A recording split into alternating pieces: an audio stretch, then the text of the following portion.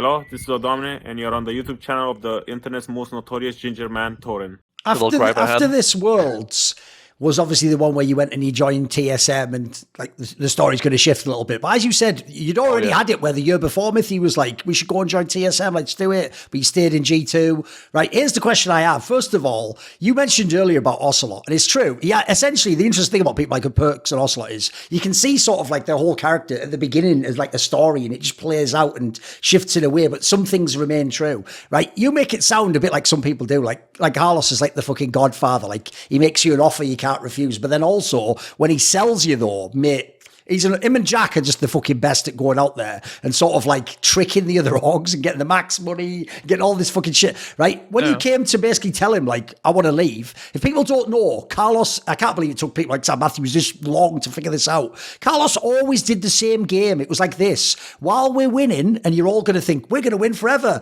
sign these 2 or 3 year contracts, because here's the thing, no one wins for 2 or 3 years. So when you lose in a year, you can go to whatever team you want if they pay loads of fucking money, and I'm selling you. You ain't going for free. You aren't doing like a reckless and just walking out in the off season. I'm selling you, and we're going to get millions for you. And I've heard this off season, dude, everyone thinks it's just TSM. I've heard a bunch of NA orgs were just like, it was a fucking bidding war for you guys. It was like, oh, please, we must have them, the best of the worst. And they were like even paying money to like have a fucking audition or some shit. Tell me this story, because how did this happen? How did you end up joining TSM? Well, there was a bidding war, but we were free agents.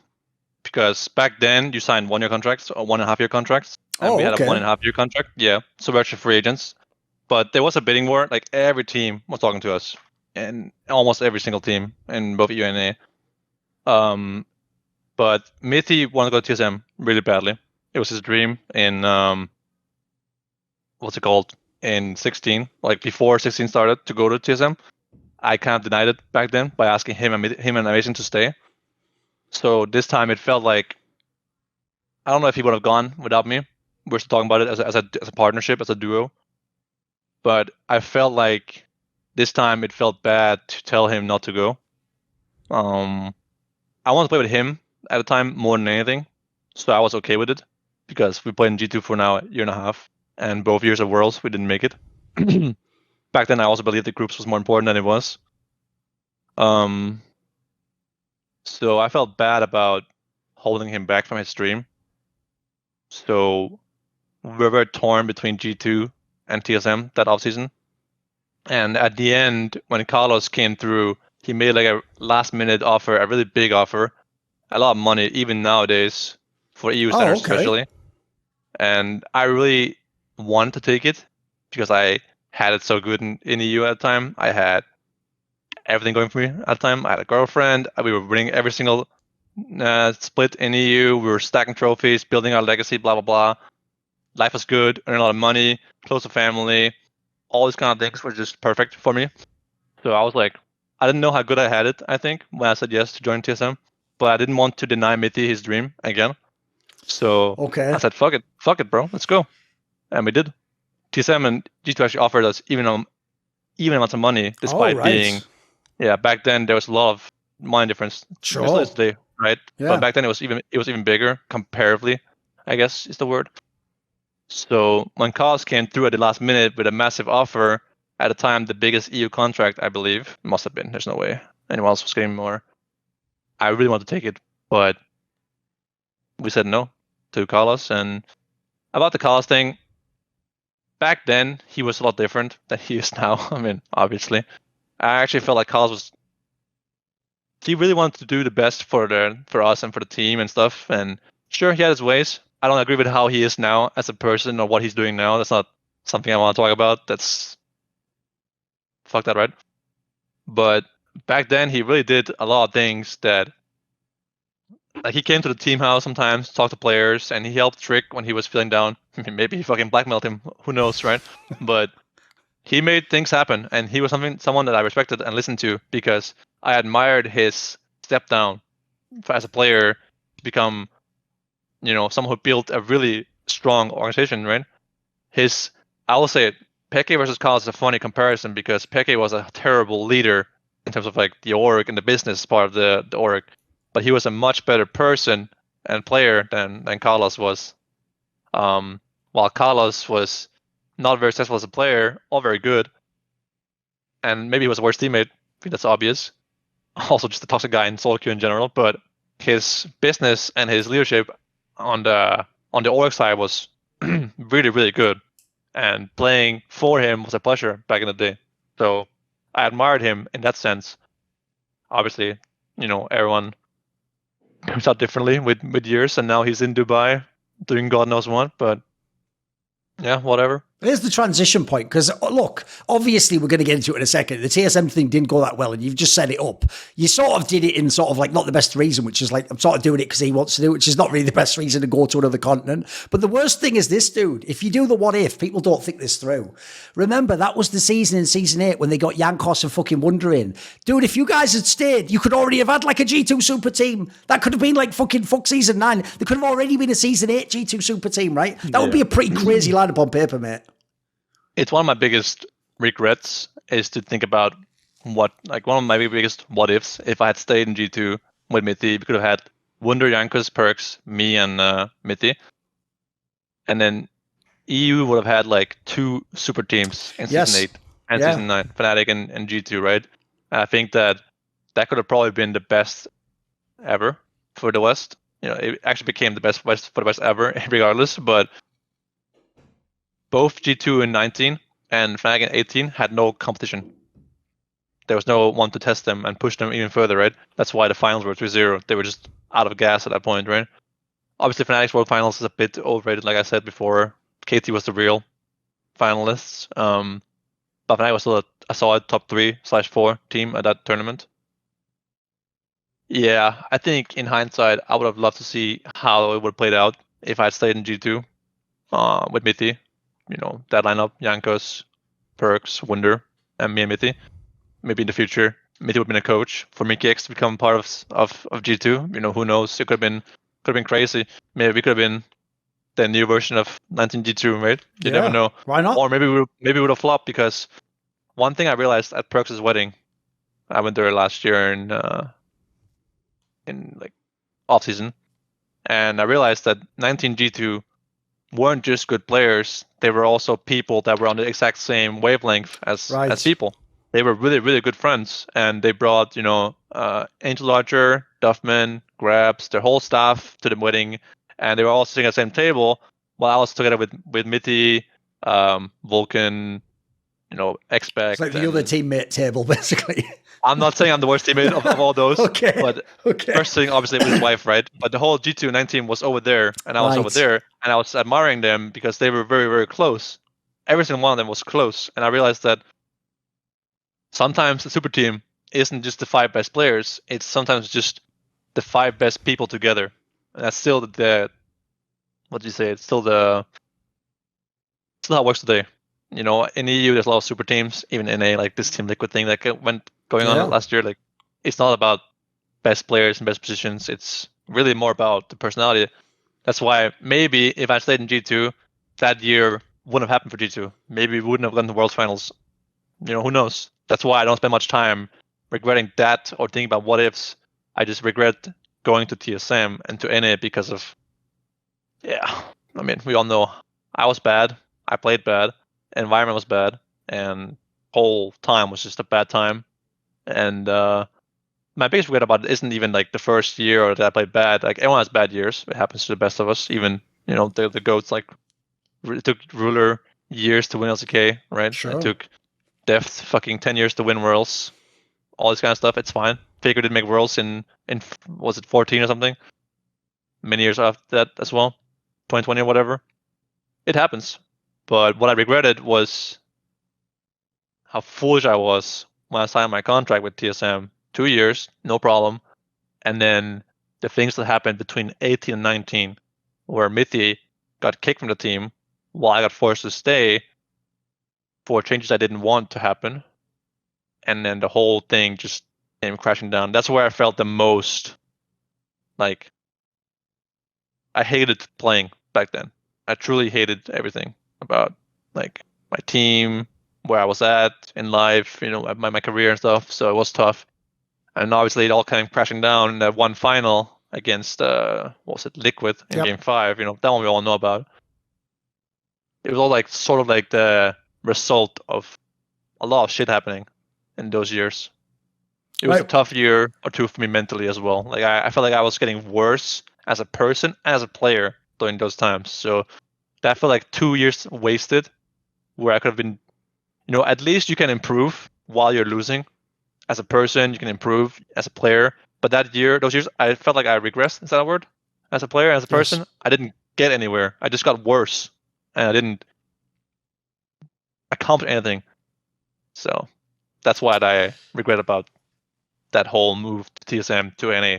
Not that I ended up here. I like C9. I love NA. It's nice to be here, and I appreciate my career now. But at the time, I really hated that.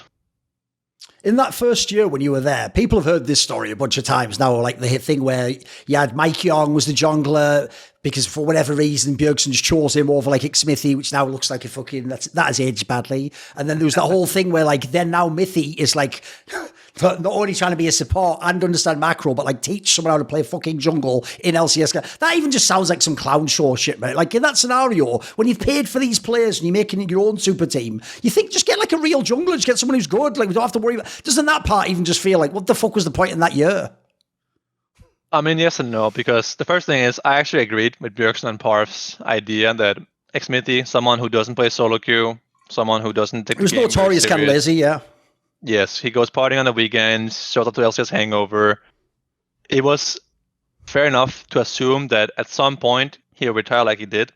You know? It just happened that they were years too early with that idea. He was still good. He was still fucking smart about the game. He was still the best jungler in LCS. But, eventually he did retire, and he wasn't very good when he did. I think he was playing in IMT or something. I don't remember. So, like, they had a right idea, and I actually agree with it. I didn't want Mike Young over mithy, but I understood why at the time. So I wasn't like, okay. It's funny because years later, when I joined C9, I was pushing for Svenningsen to be the starting jungler over Blabber because of Mike Young versus mithy. Right. But God, I was proven wrong about that one too. So I was wrong both times when I assisted junglers. I thought experience, no matter what, beats talent or whatever, right? But then Blabber's obviously a better jungler than mithy. So, no, better than Svenningsen, sorry. So yeah, I'm not sure if I was wrong about those things. But yeah, TSM was definitely like a clown show for mostly like regarding coaches. Song didn't have very good English. It's fine to think about the Song went on to win Worlds like 4 years later, but crazy how like career paths can turn out in League. Song from TSM coach in one split to winning Worlds 4 years later. It's quite in a way, even though it's true, I've heard some of the stories, like he had his issues. It just also doesn't sound great, Regi, that you actually like fired the guy who won Worlds later. It's different reason. We all get that. One thing I have a question about with this though is this is a bit of like, they call it inside baseball in America. It means like behind the scenes shit that you're only supposed to have heard if you're in the scene or whatever. All I'll say is this, Sven, right? I get the idea that when mithy left, like, you start off on your own there, and that part is fucked up, like, because with every other player, normally that was the thing that saved Regi for all those years. People knew he was an arsehole, but there was just too many good stories of like, yeah, and then when I left, he was really cool with my contract, like, he let me just go. In fact, he even told me, don't worry about it, I'll just release you from your contract. You can sign. You're like the only guy ever that he was just like, in the contract that says you play for one more year. Also, I'm kicking the guy that you came here with, but you just have to play. It feels like you're the only one who ever got fucked on that for some reason. Yeah, so when we joined TSM, we were sold the idea that TSM was a player-friendly org. That was the words they used. And it was true. I mean, everyone in TSM only had good words to say about TSM. This is back when they had a really good rep still as an org. Sure, they lost at Worlds, and people hated that they always lost at Worlds 2-3 and lost tiebreaker to Misfits and blah, blah, blah, right? But org-wise, they were loved. Most fans by far. They had the GO.ATs, Double Lift and Bjergsen, most famous players in NA. They were content machines. Everything was perfect about TSM, right? So I agreed. I believed them, right? So when I asked about buyouts, all I was told was, if you don't want to play here, if you want to leave, we won't hold you. We don't want someone that doesn't want to play for our team. And I was like, I'll fucking goblin that shit up. I was like, fuck yeah, that's right. Player-friendly org. I believed them. Every word. Then in Season 8, at the end of the year, we lost the Gauntlet. Also, we got fucked by the format.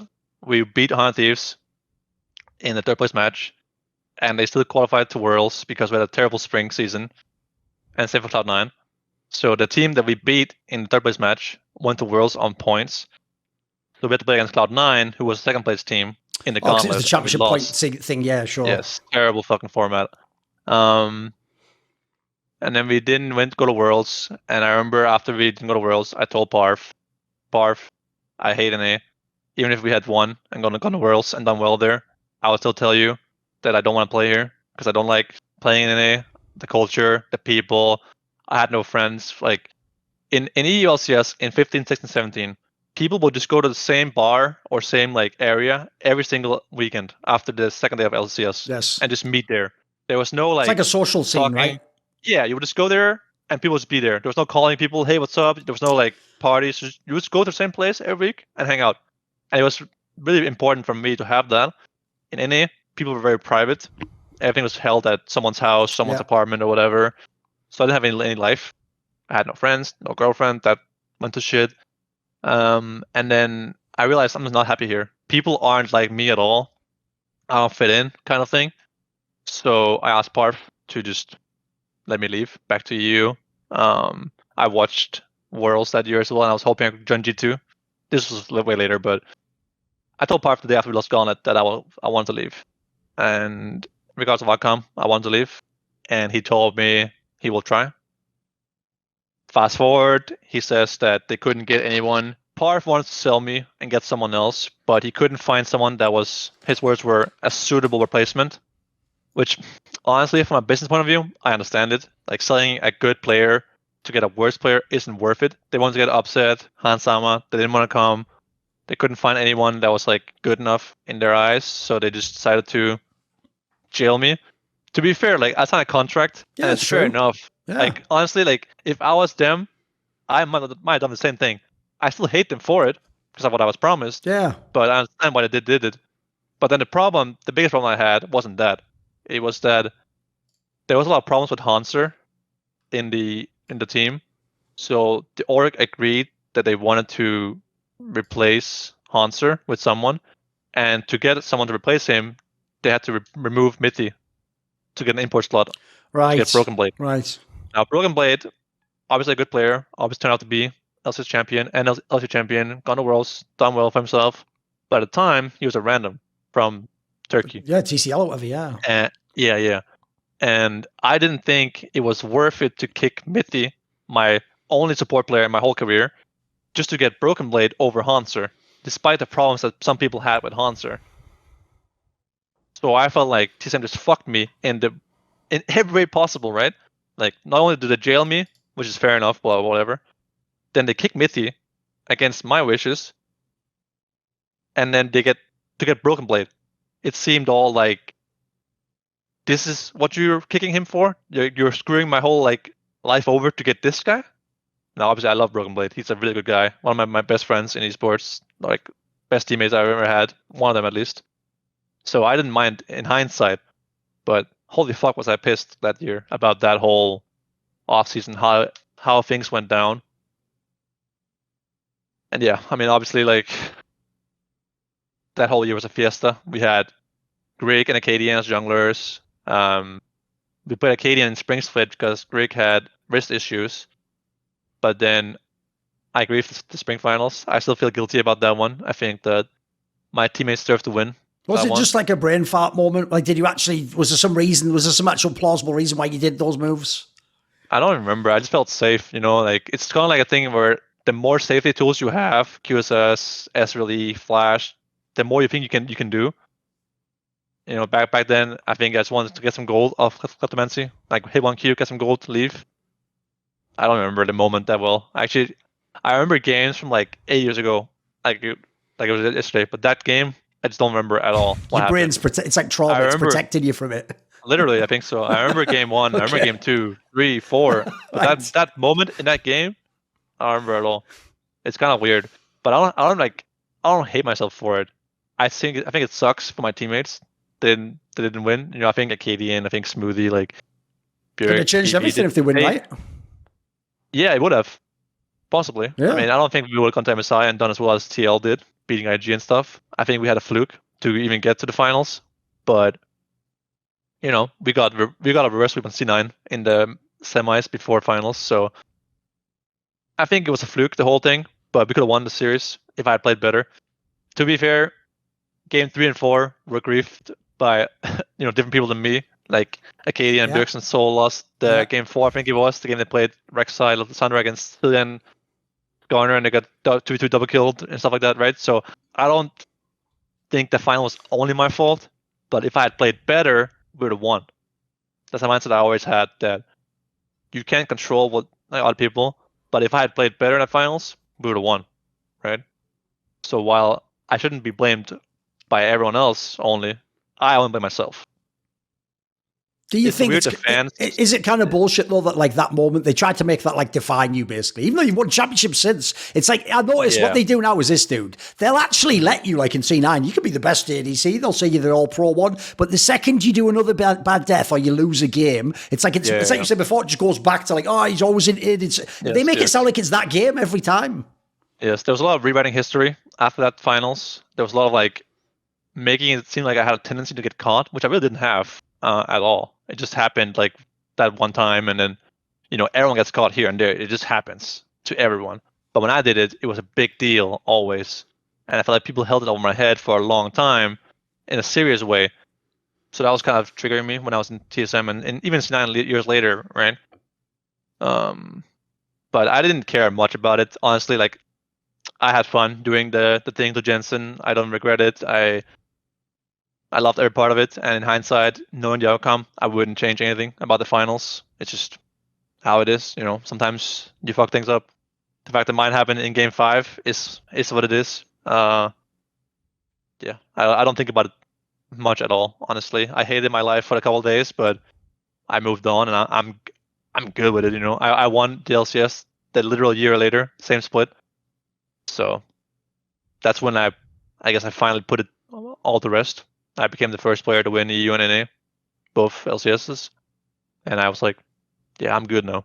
Okay. Now I'm like, I've certified that, I can do it. So one thing I did want to ask about TSM was obviously the fact that like Bjergsen was there for a million years with all these different teammates, all in and out. Like I've heard so many different versions of stories about what his role was in TSM. Like some people basically made it sound like he's one of the reasons why basically TSM kept firing a bunch of coaches. Like if he didn't sort of vibe with the coach, he's the one who could go to Regi and sort of be like, look, I don't like this guy, or he's doing these things wrong. If people don't know, it was famous in these years that the coach would just get fired after like the first year or the first split. People even get replaced mid-splits, some crazy shit like that. Then at the same time, though, there's scenarios where I look at some of the people getting signed and I'm like, did he really vibe with them? I don't know if he would actually. Maybe sometimes he had to take who they said. Similarly, in the game, he could absolutely, in like a big playoff game, he could be the best player. Like in that season 9 one, he probably was the best mid laner. He was fucking amazing. He was having so many sick playoff series where he was carrying games. But then he also would have games where he would just pick a mage and just sit under the tower. Like you'd be like, it's just the same guy. Like, can you explain this Bjergsen to me? What was it like when you played with him? Who was he? It's a long story. It's going to take a long time to talk about it in depth. I think Bjergsen, to summarize it shortly, had flaws both as a player and as a person, but he was always a good teammate, very professional, and he always did what he thought was best for the team. He always tried hard at every point of every single day, and he was just... I really enjoyed working with Bjergsen in 18-19. He was very professional, and he was very like business only, which I didn't like that much because in EU, people are very open. Like I met Perkz's parents, I met Mithy's parents, his mom anyways, Pekka's parents. Like I met their families, we would hang out together, we would do a lot of things. But Bjergsen, I would never do anything with him as a person. And that sucked for some people. I don't mind too much, but for Mithy, he needs like social stuff like that.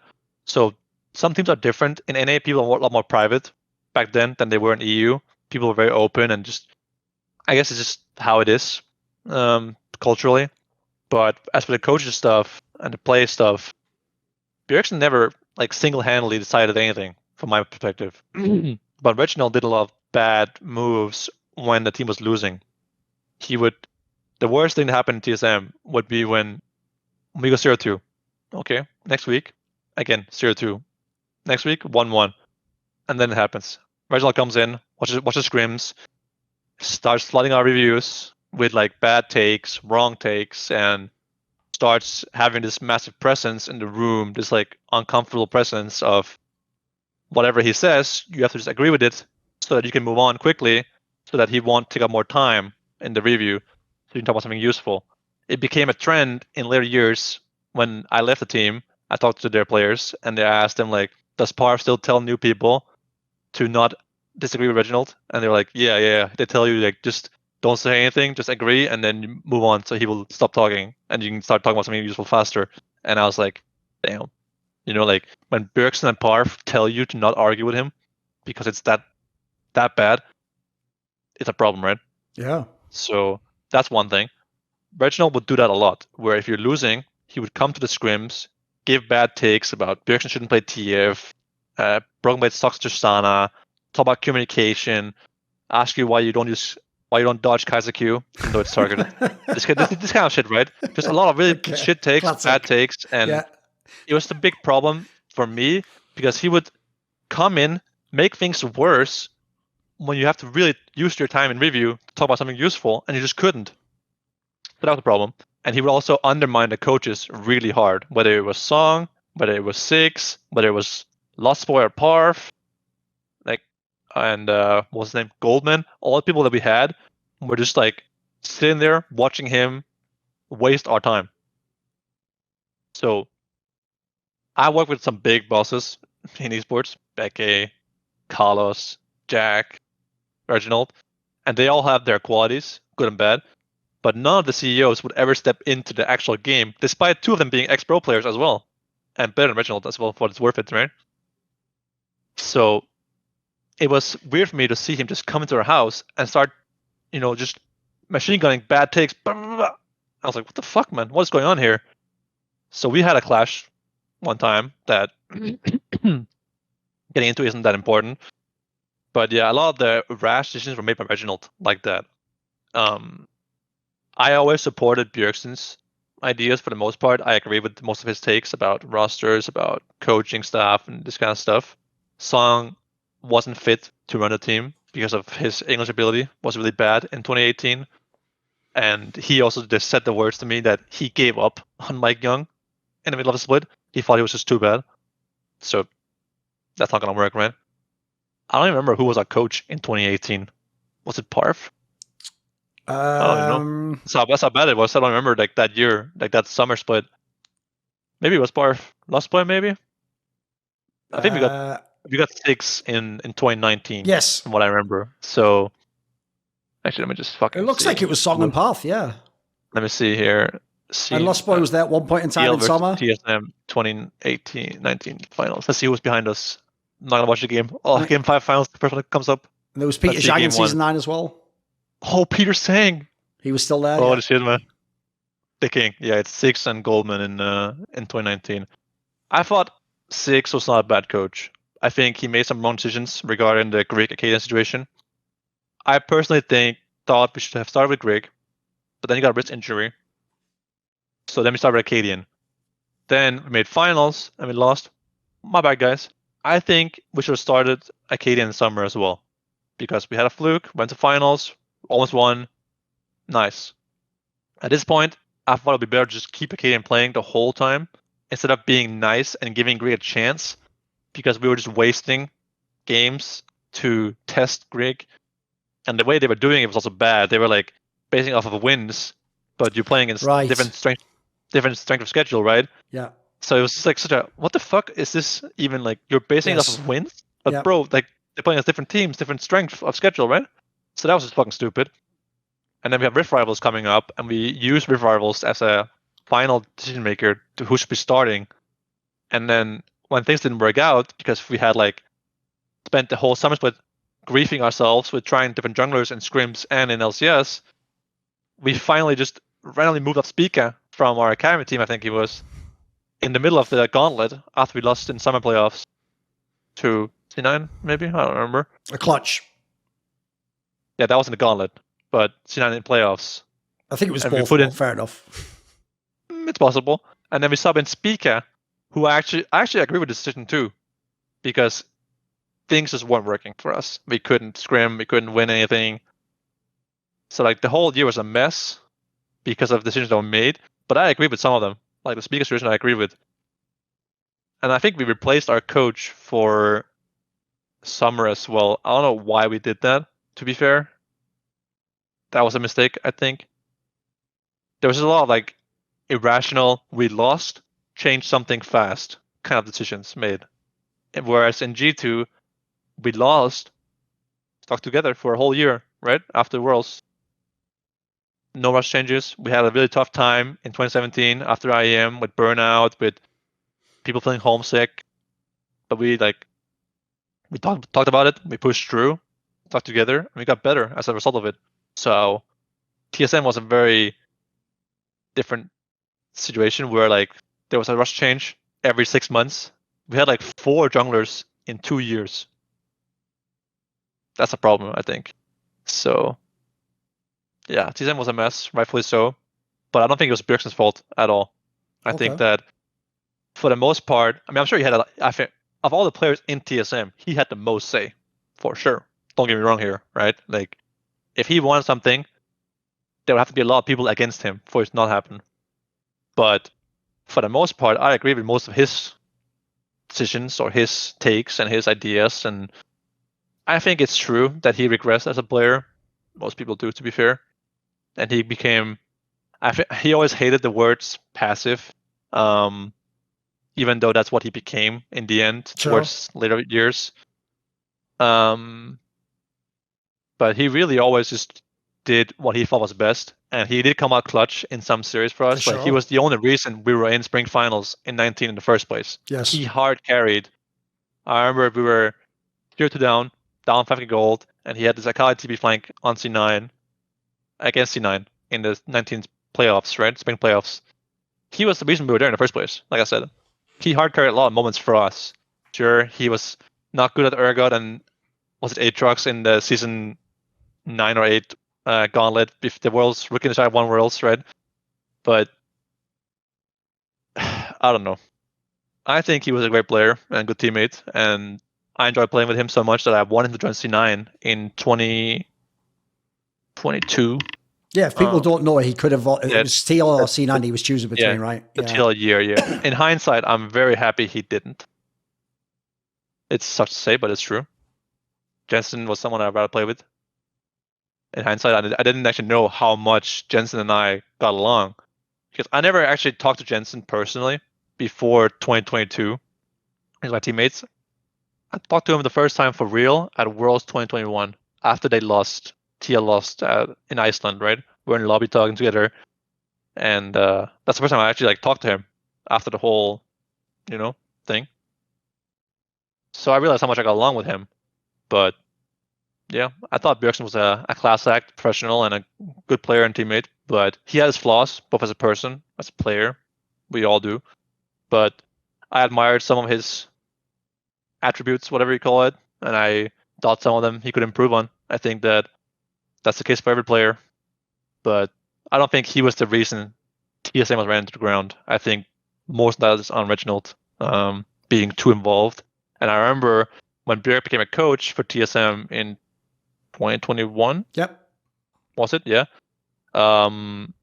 He had this rule that Reginald could not step 1 foot inside their scrim room, or he would leave the team immediately. Like his contract would just disappear. Okay. And it was a statement to how the only person or people that Reginald actually respected was Bjergsen and Parv, which again brings back to the review thing where new people were told to not interfere with him or argue with him because it was a waste of time. Just say, I agree, or yeah, okay, and then you can move on, talk about something actually useful, right? And actually get better at the game. When you Bjergsen knew how to handle him. Yeah, sorry, Bjergsen knew how to handle him, so he made that clause. I don't know if it was a real clause, but it sounded like it was real, so he stayed away. And that's why I think, Bjergsen, he had a handle on Reginald in that sense. So, yeah, I don't know, it's an interesting dynamic that they had. When it came to the 2020, this is the one where feels like one of the cruelest years ever, because you go to C9, you reinvent yourself, you're back, it's the best bot lane, the team's unbeatable. Like, the joke is, even the FlyQuest team that made it there, they even looked like they knew they couldn't fucking win that final bit. It was just easy. Sure, it was online, which was kind of bullshit, but then there's no MSI, that shit's cancelled, which is brilliant. I've just fucking won a split to get back there. You don't get international play. You go in the summer, terrible. Still unbeatable. Everything's going to go great. One of the most ridiculous collapses ever in the fucking playoffs. Like, the way that even happened so like no one could have predicted that 4 weeks earlier, 3 weeks earlier, and then it all goes to shit. Then you don't even get to Worlds. Like that feels like it went from all the way up here to just the shittest ending ever. Yeah, so from Worlds 3 years in a row to not going to Worlds 3 years in a row to the whole no sneaky, no Worlds, that was a tough year at the end. So I had 2 terrible years in TSM. I go into offseason, I tell Parv, this time I actually want to stay in the team. I want to make it up to TSM. I like this team. I like Bjergsen, I like Broken Blade, good friends of mine. I think some changes we can actually make it a good team. Parv tells me about a week later that they're looking for someone else. I mean, my contract is up at this point, right? So it's fair game. They tell me they want Kobe from EU LCS. I'm like, you want what? Kobe? Okay, sure. So I go looking for elsewhere. EU, I have some offers, like some mediocre teams, like Schalke or whatever, like some middle tier teams. No G2, no like actual good teams. So I'm like, okay, fair enough. G2, right? They're running it back with Perkz and mithy X caps, the whole, World's final roster. Makes sense. Then out of nowhere, I feel like I'm kind of fucked at this point. I don't have a good offer from anyone. C9 contacts me. I'm like, okay. They've been looking to replacing Sneaky because things aren't working for them as a team. Some players made ultimatums about each other. I think it was Svenningsen made one. So he's gone as well. They're choosing Blabber over him. At this point, the team is Licorice, Blabber, and Niski. Despite me saying that I thought Svenningsen would be better, they're going with Blabber, which is funny given the whole Mike Young situation, right? So they asked me, what support do you want? It's your choice. We have Diamond, we have Cecil, Vulcan's on the market, but not sure about his buyout. I tell them, Vulcan is the best one. They tell me, after some time, he's a big buyout. 500k at this point. So I tell Jack, hey Jack, I mean, up to you, he's way better than Cecil and Diamond. Jack was pushing for Cecil or Diamond because they were both in the Origen, in the academy team. Jesper as well, obviously, no buyout still as well. I tell Jack, if you want to win LCS, this guy is your guy. So he ends up paying, I think it was 750k. Or maybe it was more actually. I don't remember how much it was. It was a lot of money. I know it was big. It was like a bidding war for Vulcan as well. Yeah, right? it was everyone's a massive, trying to make the team buyout. by having the import player, right? Non-import by having an NA player. Yeah, exactly. Yeah. So we get Vulcan, and we go to Korea straight away, like a month later or something. We boot camp, and it was good for us. We had some moments, some bad moments, where an argument into duo queue without saying a single word to each other because of, tense situations. But we resolved it, and that boot camp was the year where Senna and Aphelios both came out, 2 seasons in a row. And the practice I got in Korea on both those champions meant that Spring was so fucking free. We were by far the best bot lane. We were one of the only teams that boot camped. Senna had an amazing boot camp apartment. They actually had an apartment there for their Overwatch team. I think it was the Korean Overwatch team. So we were there boot camping. And we had Reaper, Korean coach, very well respected by Korean people. So we had good scrims as well. And Spring was just so fucking free because of the boot camp that we had as a team and the 1 month I had with Vulcan together in a new meta with new AD carries. And I knew I was still good. And C9's environment was way better for me. Like on a personal level, I was hanging out with Niski and Vulcan every night in the scrim room. We were really good friends, getting along together. The team felt like a team, So we went on this like insane streak, 17-1 in Spring Split, 1 loss to TSM, fuck those guys, 9-1 in playoffs, into COVID, canceling MSI. Well, bad beat, but Spring Split was fucking amazing. I was in such a good shape, both physically and mentally. I was sleeping like clockwork. I was playing every single day, all day long. Like I was so focused on everything. I felt so good in my life too. I was like, holy fuck, this is fucking it. I know it. And it was. I felt so good during the first week of Isn't LCS. that, maybe you can expand on that a bit. When everyone did that meme, which now doesn't look like a meme, does it? Because he's fucking killed the game. But everyone memed on Jack after the LS fire, like his systems or whatever. Like even basic stuff like when you come to the team, you all have to like get up and go to the gym and stuff like that. That it matters, doesn't it? It doesn't sound like a meme, but doesn't stuff like that have an effect on your life? Yeah, one comparison I made a lot back then was that in C9, were forced to go to the gym in the morning before scrims for an hour with the official trainers, while in TSM, they pay for your gym membership. And you just don't go. And Arcadia and Smoothie, the big lifters, go to the gym. Me and Broken Blade, what even happened? We didn't go, obviously. Systems in C9 aren't that crazy. It's just, I think the only difference between C9 and many other teams is just the gym and the workouts and the focus on exercise, and we also have some PT and stuff like that, right? But we don't really have that much difference besides just that, Sure, all teams do things a little bit differently. We have a gaming house still. I'm in a gaming house right now. Yeah, it's quite unique still, We play in an office. We don't have an office. We play in just a house that was originally a gaming house, while most teams have apartments and what's it called, like an office building. Yep. So that's some differences right there. At the time, I thought it made us closer. I was in the house all night until like midnight with Niski and Vulcan, just playing, hanging out, ordering shit food behind Jack's back. Jack hated it. That kind of stuff. It made us closer as a team. And besides that, there's not much difference between C9 and other orgs and how we do things. I think the system is a little bit overrated. It's just the workouts is the biggest difference maker, and Jack is very involved in the good way. Like, he cares about the team a lot, but he doesn't like come in and say, "Hey, play this champion," or "Actually, I think you're really bad at this champion. I think you shouldn't play it." He doesn't do that like Reginald did.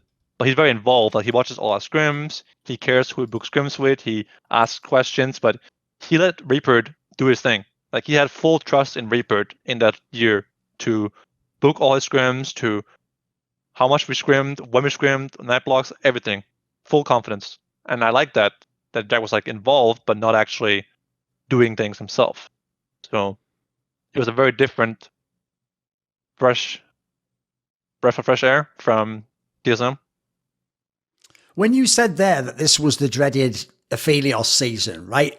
We have to rewind this and unpack it for fans because they don't get it, mate. Like, first of all, the thing that people are like, I will say it to this day. I actually think fans to this day, if I stopped them and they didn't have access to a computer, bro, they would all fail a test on even basic things about Aphelios. They don't have any clue how it works. Dude, some people don't even understand that the guns swap out. They think like you spawn with the guns or like you choose the guns, and they don't understand that whole thing of like you use this one first, always so the next one comes in, so you want it later in the game. They don't get that. And all I'll say is this, Sven, I don't blame them, mate, because I do know that. But when I'm watching the game, I forget that. And I keep thinking, like we all do, like a noob, like when he does the massive ult, you go 200 years. It's like, it's way more complicated than that, guys. It's how did he get to that point? Which guns did he have at what point in the game? You have to play differently when you do where you don't have it. Like, and because I actually think essentially the champion is just too difficult to understand intuitively. Like, it's so complicated if you don't play it. So the question I have for you is this: if people don't know, this is basically now one of your signature champions. You have a fucking unbelievable win rate on that champion when you played it in your career. So what do you like Aphelios? This is the dreaded question. Is it a well-designed champion to you? Do you like the whole like complexity in there? Because I will say one thing I thought was cool. I used to talk about this with Upset and he agreed with me. Is a lot of the ADCs before that were just basic as fuck. It was just like you just auto-attack people or you have one ability that's the ult or whatever. So I know some people like the skill expression and the strategy element. So what do you think of Aphelios in that sense? I actually think Aphelios might be like close to the pinnacle of champ design. The only problem with Aphelios... That's the headline in the video. Go on. Is that the champion was so overtuned numbers-wise. Right. It did so much damage. It healed so much. It had so much fucking random shit in it. Like, infinite range instead of like capped at 3k range, etc. It was so overtuned numbers-wise that it made the design of the champion look worse. Like, people thought it was overloaded. It isn't. It was just too OP. Like, I think just did too much damage, too much healing, too much AoE, too much slow, too much whatever. But I think all champs can't be Garen and Annie and Ashe. They have to have some complexity to them. Sure, there's some abominations like Cassandra in the game right now with the 5 million spells and CCs and hard CC dashes and shields and unstoppable and go to rolls and all this kind of shit. Full tank to full damage, whatever. That's bad for the game. But a middle ground is good where like there's more skill in the game than just like Garen around you, pressing Q and right click and spinning on your head until you're dead, right? There's no skill in those kind of champs. And I think that the game needs champs that are skilled and unskilled. So I think it's fine. But I just think it will feel worse to be outplayed by, Annie flash ulting your head. We also watched MSI, right? Doesn't look very skilled. No, sure. There's skill in flanking. There's skill in positioning. engaging, all that kind of shit. But like the champion itself looks very unskilled compared to like Asir, doing an insane shuffle or like a good angle, knowing when to go in, when to play backline. That's why I think champion should be hard to play, and the game should be designed around good players. I know that if I was a game designer, you should consider that there's also a game outside of pro play and high elo. Sure. But it always feels weird when I see like patch notes and like a champ that I haven't seen in my games for like 2 years gets nerfed. Like, Master Yi? Huh? Nerfed? It's still OP in low elo? Why is that a problem? I get it from a game company's point of view that they have to nerf those champs that are rampant in low elo to not make people quit the game. But it also feels weird because the champ isn't actually good. It's just you guys are just bad. That's something that I will never understand because I'm good at the game. So, but I think champions like Aphelios are a great design because champion has so many possibilities and so much skill expression. It was just OP numbers wise, and that's why the champion's release was ruined. Then the whole Riot thing with the 200 years statement was just like a clown fiesta, right? They made it worse by doubling down on their incompetence at nerfing what actually OP. Sure, we all remember like Aphelios montages, making pentakills 1.5 with his ultimate and stuff, that kind of stuff, or like infinite range snipes with the green gun and shit like that, right? It was overtuned, but champion design is insanely good in my opinion. So it's sad how much shit it got back then, but I think nowadays people have come around on champion a lot.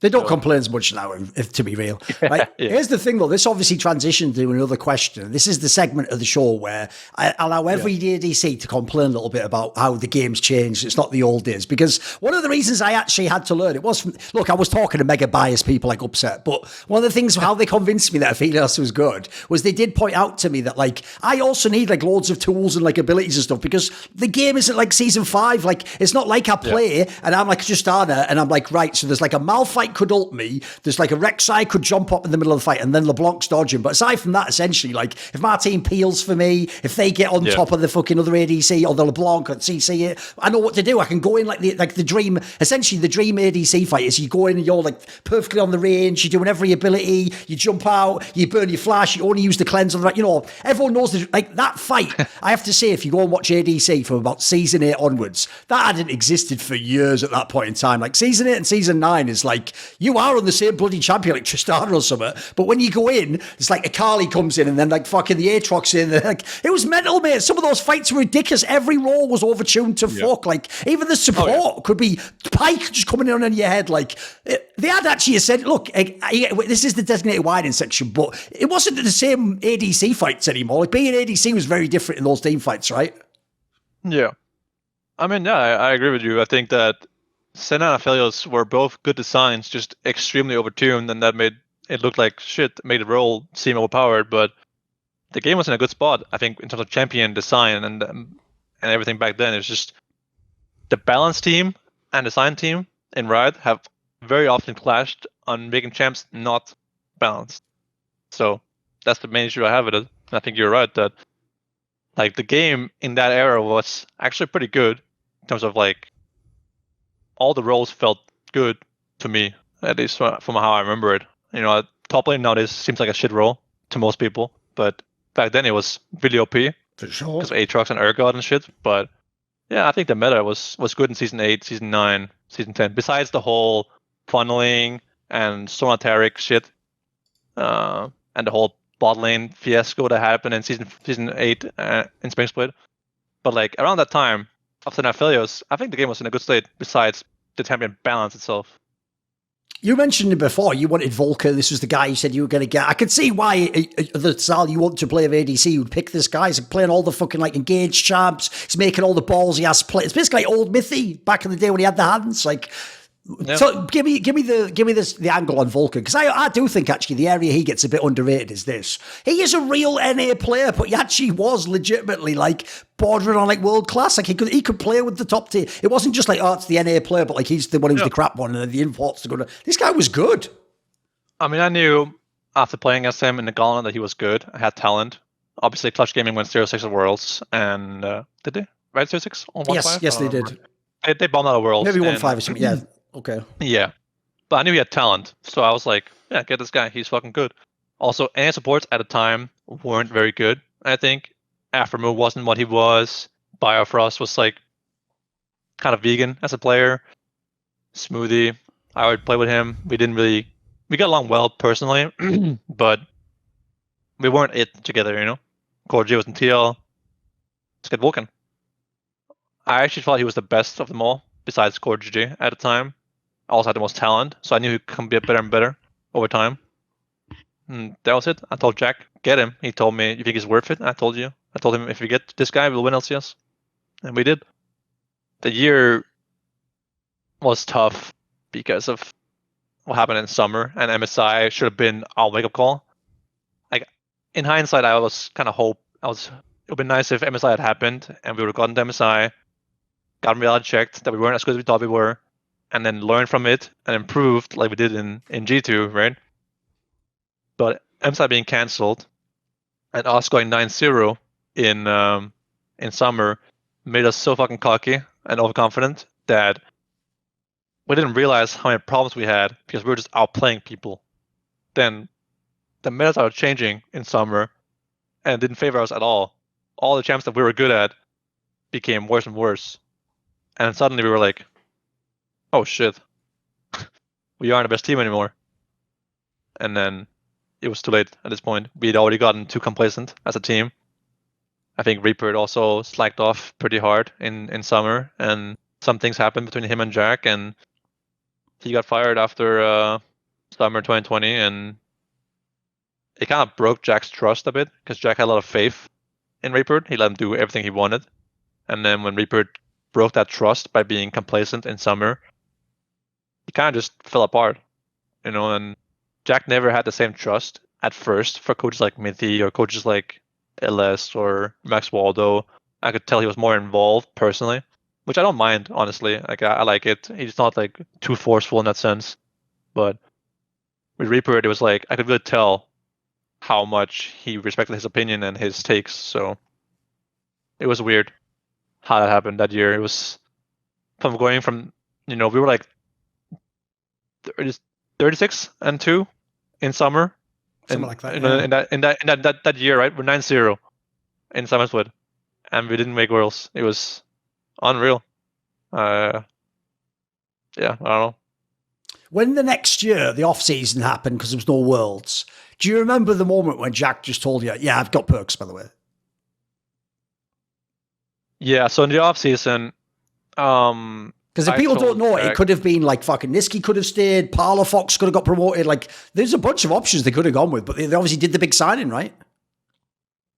Yeah, so sorry, I got a message about something random. I was told we won a new mid laner for that year and new top laner. Top was going to be Fudge from Academy. Fudge had already proven himself in Academy, and his mindset was very good. He was very, very open to like criticism. He took it super well. He gave it super well. Always calm, collected, you know, straightforward, no bullshit, no emotions. I like that a lot from him. Good player too, talent. I'm like, okay, fuck it. Put him in LCS. Nicaris felt like an outsider in the team that year, anyways, in 2020. He didn't really feel like he was part of the team. Top laner, classic, I suppose, in some ways. If people don't know, the joke in League is it's a bit like they say the drummers in the bands. They're always like the weird ones, the top laners, because it's a fucking weird role in it. Yeah, I believe it. So I said Perkz couldn't join Fnatic, I heard. That's what he wanted to, but he couldn't. So I asked him, you know, we could run it back, me, him, and Mithy as a coach. Mithy wouldn't want to come without Perkz, so it took some convincing for Perkz to come to NA. But ultimately, if he couldn't join Fnatic, which is what he wanted, because of Carlos, he went to C9 to play with me and Mithy. And it was a massive contract, massive buyout, massive all these things. It didn't work out as well as I thought it would. I think that both Perkz and I changed a lot, and our personalities weren't the same as they were back then, and we didn't get along as well. We still got along very well outside the game, but we clashed a lot, him and I. And for Mithy and I, in spring especially, we had a lot of arguments about everything all the time. And the atmosphere of the 2021 team wasn't very good in spring. And that was part of a lot of the arguments in spring 2021. And after MSI, I got benched for that. I don't think that I was the only problem I mean, with the rumor I atmosphere heard behind and, the scenes was it was like there was you, I'm assuming Perkz, and then maybe Mithy as well. It's like there's too many people arguing. And like you said earlier about the difference between EU and NA, in NA, they can maybe handle one person being like difficult, but like they're not going to allow like the OG fucking steel cage deathmatch Royal Rumble. Like it sounded, from what I heard, by the way, it wasn't even like they thought you were a bad ADC. Just someone had to go and they had to bring in a rookie to have someone not arguing, if you know what I mean. Someone had to go is right. Yeah, I think that, everyone was part of it. It's not like one single person was to blame for the atmosphere and what happened. It's just someone had to go. Something had to change to get the honeymoon phase and to realize that it wasn't actually, my fault what was happening in the team. I think that that benching really ruined our team for summer because we wasted a whole month playing with King, not flaming him. They went 4-5, not bad, right? But we were first that year. The record of spring carried over to summer. I remember. So we were still first place in the season that year. But then with King, they went 4-5, I think, and 0-3 in the third week. And Jack came to me and wanted me back, and I told Jack like, sure, I've been working on myself in academy and like how I phrase things to people and stuff like that. But aren't you just bringing me back because you're losing? That's how it seemed like, right? Maybe they were, maybe they weren't. But I think everyone knew it wasn't just me in Spring Split that made the atmosphere like tense and stuff. I was definitely like at fault for a lot of it. I will take credit for that. I'll take responsibility rather for a lot of it. I had I don't know. I think it's a combination of the bad years in TSM and then when shit came crashing down in 2020, it all came back to me. Like all the bad shit in a way with the whole no sneaky, no worlds. Maybe the pressure got to me. I don't know. Like I wanted to perform really badly, so I got angry when I wasn't performing. The only thing that kept us together was us winning Spring Split. And I played really well in the finals as well. I think we had this moment, Perkz and I, where we like won a huge team fight together, and I was like reminded of the glory days, of G2. That kind of kept us together. But then MSI happened, and I think even had MSI gone differently, the outcome would have been the same. Something had to change for summer to keep the team together. I don't blame anyone. It is what it is. But then summer split was just doomed because of it. We could never recover and become the best team in the league again after like wasting a whole month essentially doing that. It gave me a lot of perspective on like academy and how easy academy was and how nice life is in academy. People are getting paid good money to play 5 scripts a day. Takes like 4 hours in academy because no one actually reviews the game. You just play and go next and play and go next. And then I was playing like 80 to 90 solo games a week in academy compared to like in LCS I was playing like 30 to 40 because of all the meetings, draft meetings, and more scrims, night blocks. And I was like, wow, people in academy have it good. You can just be like a teenage kid with no education, no job in life, just play academy. Live in LA for free, get paid almost 6 figures, most cases 6 figures. Yeah, like 100K ish was what most people got paid back then, and just chill. It's a good life. I also realized how much stress there's in LCS and how used I got to that kind of stress. But I would never give it up. I fucking love it. So that's that. By the way, along those lines, let me ask you this question though. When you say it like that, that'll sound weird, but I'll tell you a weird analogy. There's a guy I'm really into in drum and bass who's like a DJ, right? And if you know what DJ and electronic, a drum and bass DJ, like he plays tracks in the club. Yeah. And if you know that kind of job, obviously like you're flying around Europe all the time and you even do the mad ones, where you fly on like Friday, you play like a gig one place, you get on another plane, like Saturday night you play another city in Europe. And obviously you're staying up till 4 a.m. and 5 a.m. And here's the fucked up thing he said though. He said when you stop doing it though and you take like a break for like mental health or like for the summer or whatever, he said you miss it loads and you realize you're almost like addicted to how fucked up the stress of it is. Like even though you hate it in the moment, like, oh, I'm tired, fuck that. He said in a weird way though, it's like there's an addictive aspect to it. Like I imagine it must almost really be like is. you know the fucking mental version of being at war or something where you feel alive and suddenly you know what you're doing it for. So give me some thoughts on that because a lot of people obviously hate that angle. Like I mean, look, it's a bad example to use maybe, but the Danny guy obviously hated that aspect of his life. Maybe he didn't want to be a pro in that sense. Maybe he'd like to be an amateur player. So I just get the feeling that like there's some people are just they almost are built for this type of competition. Are you one of them? Back then, yeah, I think so. Back then, I just loved playing the game. I still do to this day love the actual game outside of pro play. So I'm doing my hobby for a living. But back then, like people always say like after tournaments, oh, I'm feeling I need a break. I'm like, break from what? You know, I need a break too, but I'm just going back home and play solo queue anyways. So like, I was just playing the game at all times, regardless of pro play or not. So I don't know. I never felt that way. I never felt burned out in my career before. Sure, I miss my family and stuff. That's fair enough. But I don't feel like I don't want to play the game at almost any point in my career. I think that's what kept me going for so long. Is that I have a genuine passion for the actual game, not just for pro play and competition. So that made my life so much easier to always keep going. And I always wanted to. Ever since we made Worlds semifinals, I just kept wanting to achieve more at Worlds. I never made it so far, but you always have that dream, of winning Worlds. So I don't know. It just feels right to me to keep going and keep playing. And I always like scrimming. I like playing. I fucking love boot camps at MSI where you're playing all day long. 3 games, break, 3 games, break, 3 games again. Night blocks, this kind of shit. I just enjoy pro play. I so love competition. I'm just, yeah.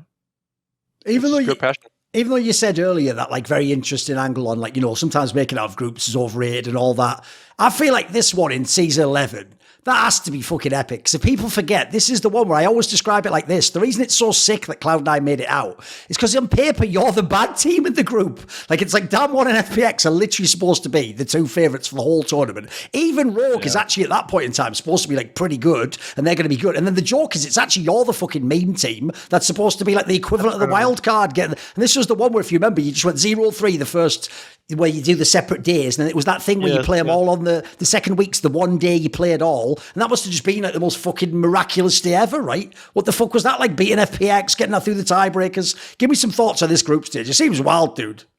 This tournament was weird because we went 0-3, thought it was doomed because at this point we were hoping that other teams lose to each other so we can get a tiebreaker with 3-3. So basically if FPX wins against probably Rogue or something, yeah. I think it was over for us. I can't remember. I think so, yeah. Like if we would have to beat Damwon, and FPX would have to lose to Damwon, and we have to beat everyone to get a tiebreaker 3-3, right? But then FPX lost to Rogue, I believe. Yep. They must have, yeah. And we made a tiebreaker with 2 and 4 somehow. Which seems impossible. I know, but yeah, you did it. Yeah. And then in a tiebreaker, I remember 2 things. 1, Hansama playing for KDA with a full build on Jhin, and Perkz coming up clutch in every way Perkz possible, where he would like play a LeBlanc, Perkz style. He would die for no reason, Perkz style. He would laugh in the middle of the game about how hard he's trolling, and then he would still just carry the game almost single-handedly. We had that crazy team fight where they Rise ult into us, and I'm ulting, and Vulcan like fucks up his also Q. And I remember thinking, oh my god, it might be over. And then we just won the game. And what a wild ride that Worlds was as a tournament. Holy fuck. The first game against Rogue was a disaster as well. I remember we got a double kill in lane, and then the game was still lost. And that year was all the issues that we had as a team in spring and during MSI became even worse at Worlds when we were losing. Even after we made out of the groups, it was still bad. The atmosphere was terrible, and it was clear that in 2022 the roster would change. Like at least mid, Perkz always told us about him wanting to leave after we qualified to quarters, but I knew he was going to leave a long time before that. I could tell he went through the same things I did in my first year in TSM, and I could just see the writing on the wall when I looked at him. when I interacted with him, when I saw him talk and like how he was living his life and stuff, I just knew he was feeling the same way that I was. Perkz is also a very big family man, For which sure, most people probably yes. know. Yeah.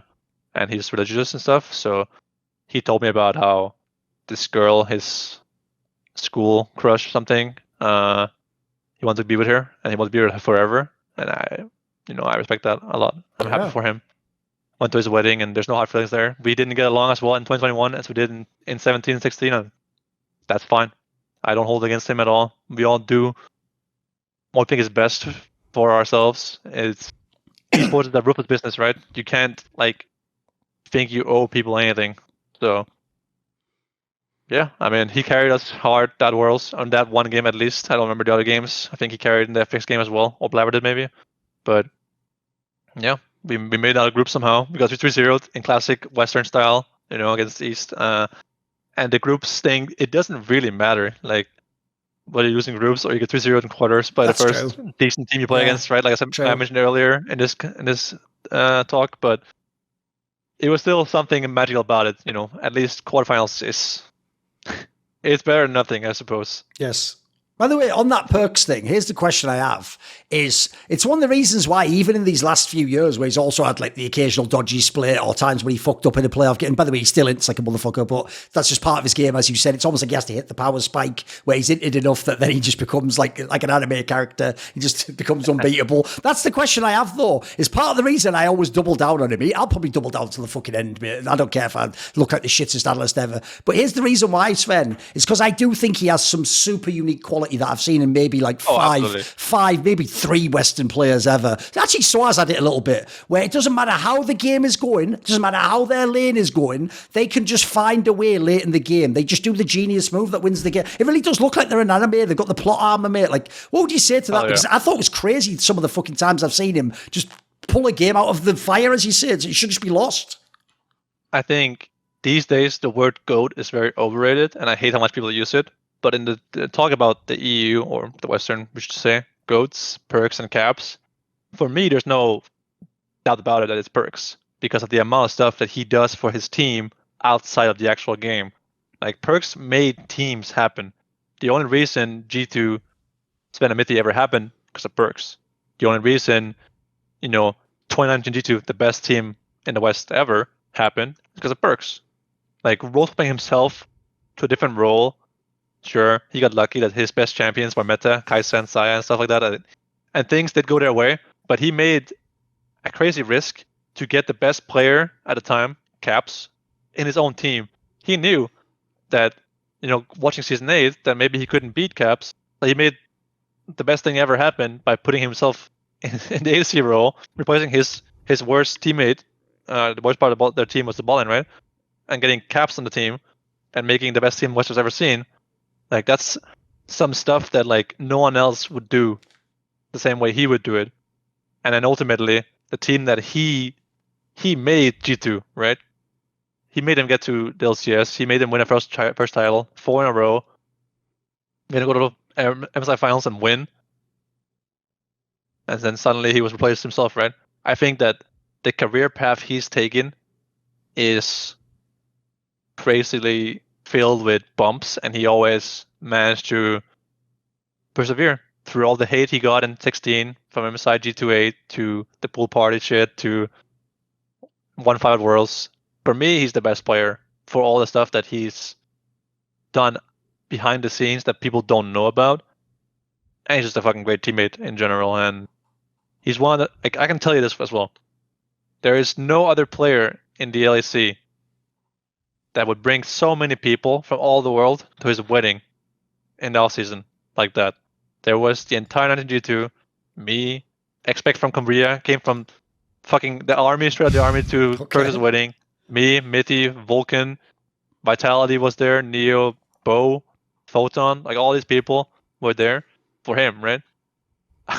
I think if I get married, which I'm not gonna get married because I don't get any girls, but there's not gonna be that many people at my wedding from esports, even if I invite everyone. I don't think so. That's the Perkz effect. So that says enough about him for me. I do need to ask an in-game question though. Here it is. Sure. So you hinted at it there, but I will just say this. I always have players who just like not even like not like as a professional journalist, but they'll just like privately, like a friend, talk shit on other players, right? And all I'll tell you is this: there were so many really good ADCs. It was salty as fucking season 9 because, as you say, Perkz role swapped. Then he just had like these couple of champs he could play. And also, by the way, the angle that's mad overrated is because he could play the mages. He could do that instead of having to play the ADCs. He didn't play guys. Like he made it sound like that made him like better than all the others. It's like actually that was a way to cover not doing other champions. And all I'll say is this: some of the other ADCs told me like they think he's so lucky with the timing. Like they all said if he'd have done that first in 2020 when the Aphelios and Senna came out, dude, even Forgiven struggled to like adapt to those. Like they all said like he basically somehow picked like the 1 year you could sort of do it, and then also he still had a great team the next year as well to get him in good position. What do you think on that? Was his like ADC play sometimes a bit overhyped? I did mention it, but it was undoubtedly the best timing possible. When champs he played, he was always playing ADC off role, and his favorite champs were Kai'Sa and Xayah. So that was a good time for him for sure, and he got lucky with that. But he was playing things spot that no one's playing. Mordekaiser, Pyke, Zed, Zoe, all these kind of things. And what made G2 better than everyone else in the past was that they were very, very explosive and unpredictable as a team in every role. Pyke, flex pick, and mages bot lane, all these kind of things. So yes, there was some good timing to it with his best champs. He played Xayah Rakan in the funnel meta. He was playing the Xayah mid lane. Oh, that's right. Yes. That whole thing. He had practice, but like he still played well on other champs too. And I think, sure, some luck, but you don't get to Worlds finals or M-Type champions by being lucky. That's just some cope by Western ADCs. I'm sure I've been there too, where I was like, yeah, bro. Yeah, of course. And sure, it was. And also because he was cocky, he was just making it seem like I can just come in and play your role as well. He wasn't even doing that as well as like a part of his swagger, to be fair. I think it was getting in people's heads. I remember playing against him at Rift Rivals in what was that? That must have been 18? Yeah. 19? I don't remember. He was playing ADC. He was playing Zoe Bard or something against my Sivir, and we lost. And I remember thinking, wow, fuck this. But yeah, some luck, but 90% of it was skill and understanding, doing whatever it takes to win. That's a mindset that I can respect a lot from him. Where I come from in England, people will often say, oh yeah, you and whose army? Well, I'll tell you what, I've got my own army backing me up. They're called the Skrilluminati. Thank you to Ahmed Haju, Joseph Adcock, Matt Pugnaccio Racula, Theogony, Animosity, Bot Pounder 420, Jensen Gore, Tobias Bernasconi, Tosh, Toucan, and as always, you know it, a special thanks goes out to my boy Jerky's Minion. Do you want to suggest a topic or a guest for my content? You want teasers? Find out who's in the upcoming interviews. Do you want to ask me a question in my monthly AMA? Maybe you want to be part of those long discussions where we talk about anything and everything in esports. Well, if so, put your money where your mouth is and enlist today in the Skrilluminati via the Patreon link in the box below.